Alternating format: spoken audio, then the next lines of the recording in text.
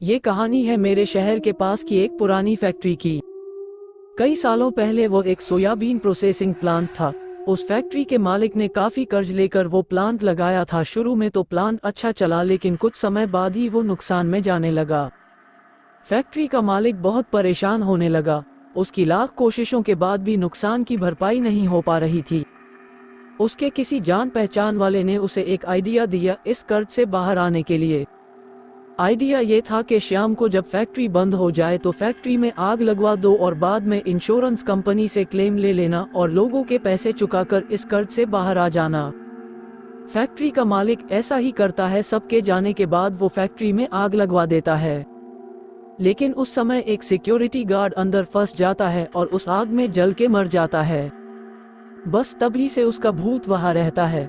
इतना ही नहीं, वहां आसपास के लोगों ने कई बार रात में चिल्लाने की, रोने की, तड़पने की आवाज सुनी है।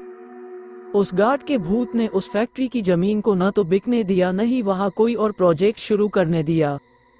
कोई वहां रात होने के बाद नहीं जाता। एक बार दो दोस्त वहां रात में शराब पीने गए थे। सुबह वो फैक्ट्री के बाहर बेहोश मिले और दोनों को जब होश आया तो उन दोनों का दिमागी संतुलन बिगड़ चुका था। वो दोनों बस एक ही बात बोल रहे थे, मुझे जलाकर मार दिया, मुझे बदला लेना है। कुछ समय बाद उस जमीन को खरीदने एक बहुत बड़ा उद्योगपति आता है। पता नहीं कैसे, लेकिन इस बार जमीन का सौदा हो जाता है। कुछ समय बाद वहां दोबारा फैक्ट्री शुरू होती है। सबको लगता है कि भूत वहां से चला गया है। कुछ महीनों बाद फैक्ट्री का पुराना मालिक फैक्ट्री के नए मालिक से मिलने आता है। नया मालिक कहीं बाहर होता है और वो पुराने मालिक को ऑफिस में इंतजार करने को कहता है।